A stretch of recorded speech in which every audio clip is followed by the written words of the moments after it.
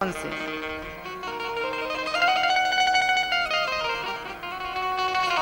अहम तु पृथ्वीं यातो ज्ञात्वा सर्वोत्तमामिति पुष्करं च प्रयागं च काशीं गोदावरीं तथा हरिक्षेत्रं कुरुक्षेत्रं श्रीरंगं सेतुबन्धनम् एवमादिषु तीर्थेषु भ्रममाणैतस्ततः।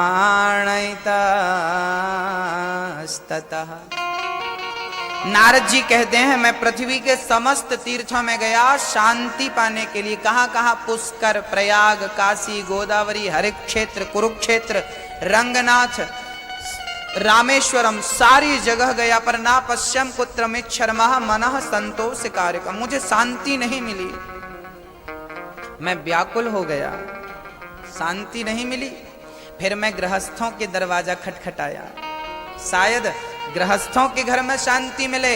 संतों के आश्रमों में गया, वहां शांति नहीं।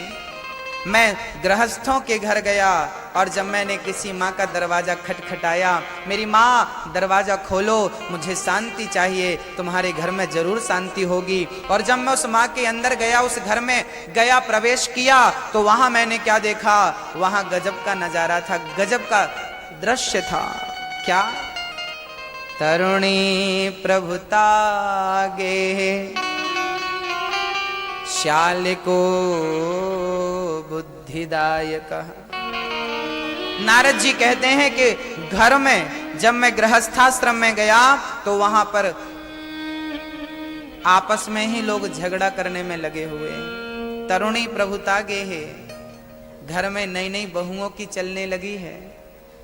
सासू माँ जर्जर हो गई है, बुढ़ापा आ गया है, हाथ पांव नहीं चल पाते, तो बहू चाबी छीन लेती है और बूढ़ी सास को अपमानित करके घर में ही एक टूटी सी खटिया देकर एक कोना देके बिठाल देती। बुढ़िया बैठ यहां, बोलना मत ज्यादा, चुप। बुजुर्गों का अपमान होने लगा, वृद्धों का तिरस्कार जवानों के द्वारा, खुद की संतान के द्वारा वृद्धों का अपमान होने लगा। नारद जी ने कहा जब मैंने ये दृश्य देखा मेरा रोम रोम रो पड़ा। वाह, जिन वृद्धों ने इन बच्चों को खड़ा किया है, आज इनके कारण वो वृद्ध रो रहे हैं, कितना दुर्भाग्य है। तरुणी प्रभुतागे है, नई नई बहुओं का राज्य हो गया है घर में। बूढ़ी माओ का जीवन नरक बन चुका है। एक गिलास पानी बूढ़ी माँ मांगती है ना, तो पहले 1000 बार सोचती है मांग तो रही हूं, बहू देगी कि नहीं देगी। 100 में से 99 माओं की ये हालत है। किस्मत वाली एक सास है जिसकी बहू सेवा कर रही है। किस्मत वाली है वो सास जिसकी बहू आज के जमाने में सेवा कर रही हो, पांव दबा रही हो, पानी पिला रही हो, पेट भर भोजन करा रही हो। एक ही बहू होगी वो 100 में से। 99% बहुएं अपनी सास को सम्मान नहीं देती।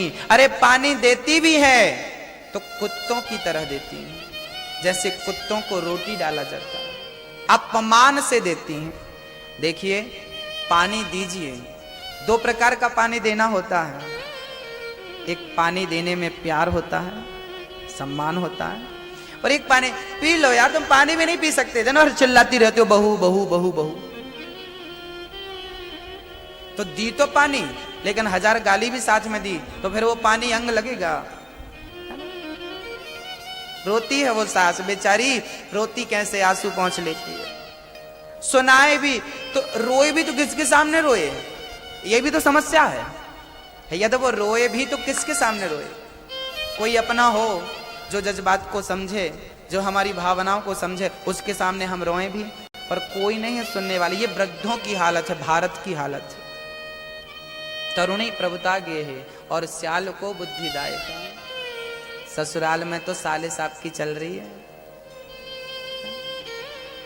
आजकल का छोरा शादी होने के बाद अपने माता पिता को भूलकर अपनी ससुराल की ओर झुक जाता है। ससुराल की हर बात मानता है। ससुर जी ने कहा है सुनो साहब ये काम कर लेना, साले साहब ने जिया जी ये काम करना, हाँ साहब कर लेंगे। पिताजी ने रोका मत करना, नहीं नहीं तुम पागल हो मूर्ख हो। साले की बात मानता है, पिता की बात नहीं मानता। कलयुग है। श्याल को बुद्धिदायक है। आप लोगों को देखकर शास्त्रों में पहले लिख दिया गया था कि आप लोग ऐसे जीजा जी बनेंगे कि आप लोग अपने साले को ही सर्वस्व मानेंगे। और याद रखना, साले को सम्मान करो, साले का सम्मान करो, जीजा साले का प्रेम बना रहे। लेकिन आपके पर्सनल जीवन में साले की कोई एंट्री नहीं होनी चाहिए, क्योंकि हुई तो शकुनी मामा को देखा होगा, जाना होगा। शकुनी मामा भी मामा ही थे। भांजे का सत्यानाश कर दिया। धृतराष्ट्र के साले थे, दहेज में आए थे। इसलिए हम कहा करते हैं दहेज मत लिया करो, क्योंकि दहेज की कोई भी चीज अच्छी नहीं होती।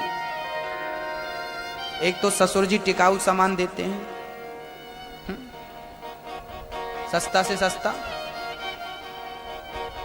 और फिर लड़की को कहने को भी हो जा हमारे बाप ने इतना सारा दिया। वो हमेशा अपने सास ससुर को यही कहती रही, इतना सारा लेके आई हूं, फोकट में नहीं आई हूं, इतना सारा। हमेशा वो दम देती रहती, धमकी देती रहती।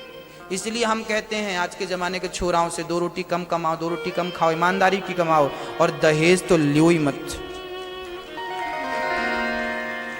दहेज लेने का बहिष्कार लड़कियों की तरफ से तो होना चाहिए, मेरी बहनों की तरफ से तो होना चाहिए। दहेज देने का भी बहिष्कार हो, और हम तो कहते हैं लेने वालों को ही बहिष्कार करना, मुझे नहीं चाहिए।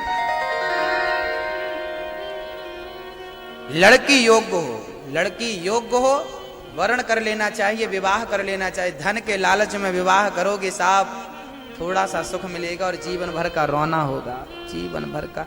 हजारों लड़के बेचारे रो रहे हैं पत्नियों के नाम पर, दहेज ले लेकर के। 10 लाख 20 लाख खूब मिला, खूब खाया, वो 10 दिन भी नहीं चला, जीवन भर रोना। इसलिए तरुणी प्रभुता गे है, शाल को बुद्धिदायका। आज के जमाने में नारद जी कह रहे हैं कन्या का क्रय विक्रय होने लगा है, कन्या खरीदी और बेची जाने लगी है इस घोर कलयुग में। यहां संबंध नहीं होता, यहां पर सौदा होता है। नारद जी बोली ये कलयुग की दुर्दशा है, क्या कहें, बड़ी विडंबना है। नारद जी महाराज की आंखों में आंसू आ गए। क्या करूं इन वृद्धों का, पति पत्नी, अरे लड़की का पिता मनमाना दहेज देता है, उसके बाद भी लड़की सुखी रहेगी इसकी कोई गारंटी नहीं होती। लड़की को पति का प्यार मिल जाएगा इसकी कोई गारंटी नहीं होती। सास ससुर अच्छे मिल जाएंगे इसकी कोई गारंटी नहीं होती। इतना दहेज देने के बाद भी लड़कियों को जला दिया जाता है, आग लगा दी जाती है जिंदा लड़कियों को। क्या गुजरती, सोचिए कितना निर्दयी हो गया इंसान। क्यों? आपने अखबार में, अब तो शायद ये घटनाएं हमारे भारत में भगवान की कृपा से कम हो गई, या फिर मैंने सुनी कम हो। पहले मैंने खूब सुना था कि अखबार में आज खबर आई फलानी लड़की को जला दिया, फलानी लड़की को आग लगा दी, दहेज के चक्कर में उसे टॉर्चर किया, परेशान किया। कैसे निर्दयी होते होंगे वो जो एक लड़की को जिंदा जला देते होंगे।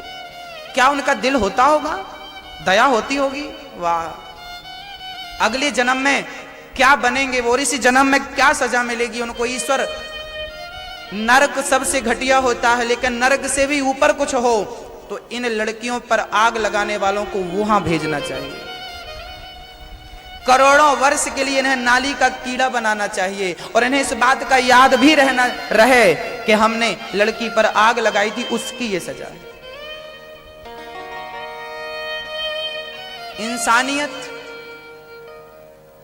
मैं आपका भाई बाद में हूं, मैं आपका पुत्र बाद में हूं, मैं आपका दोस्त बाद में हूं, मैं ब्राह्मण बाद में हूं, क्षत्रिय बाद में हूं, वैश्य बाद में हूं, शूद्र बाद में हूं। मैं पहले इंसान हूं, मैं पहले इंसान हूं।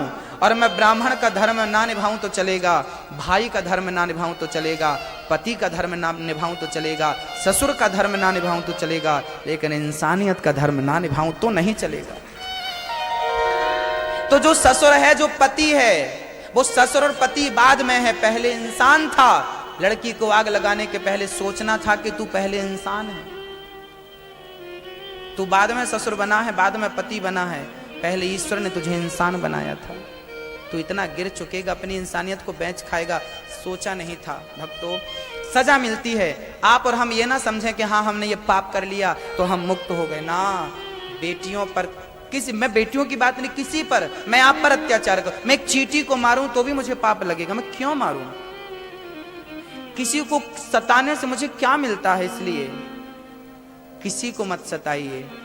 इस मनुष्य के चोले को समझिए कि इसके पीछे कारण क्या है। कुत्ते भी झगड़ा करते हैं, सुअर भी झगड़ा करते हैं, पशु पक्षी भी झगड़ा करते हैं, बंदरों को भी आपने झगड़ा करते देखा होगा। वो मूर्ख हैं, वो समझदार नहीं है। कुत्ते समझदार नहीं है, बंदर समझदार नहीं है, लेकिन हम लोग, बोलिए, समझदार हैं। और हम समझदार होकर के जानवरों की तरह झगड़ा करें, जानवरों की तरह लड़ें, तो बताइए उनमें और हम में क्या अंतर है? बड़े भाग्य मानुष तन पावा, तुलसीदास जी ने गर्व से लिखा है कि बड़े भाग्यवान को मनुष्य का चोला मिलता है। और जब वो लड़ते हुए देखते हैं मनुष्य को, तब लगता है कि तुम्हें मनुष्य क्यों बना दिया भगवान ने, सुअर क्यों नहीं बनाया भगवान ने? तुम्हारी जगह किसी और को मौका दिया होता इंसान बनने का, तो वो उसका सदुपयोग करता। समझिए ये क्या है भक्तों। नारद जी पूरी पृथ्वी घूमते हैं, शांति नहीं मिली। इस कलयुग में कलह है, झगड़ा है, लड़ाई है। नारद जी तीर्थों में गए, शांति नहीं। जब वृंदावन गए, वहां एक दृश्य देखा। एक बुढ़ा यहां सो रहा था, एक बूढ़ा यहां, और बूढ़ी से एक स्त्री उदास बैठी थी, खिन्न मन से बैठी थी। बूढ़ी बूढ़ी स्त्रियां पंखा झलका रही थी। पूछ लिया नारद जी ने, कौन है देवी? फिर नारद जी ने देखा यहां स्त्रियों का मेला लगा है, मुझ संत का भला क्या काम। नारद जी उल्टे पांव वापस सोने लगे। उस कन्या की नजर पड़ी कि नारद जी आए और वापस जाने लगे। तुरंत वो 16 साल की कन्या दौड़ कर गई और नारद जी के चरण पकड़ के रोने लगी। भो भो साधु क्षणं तिष्ठा मच्चिंतामपि नाशया दर्शनं तव लोकस्य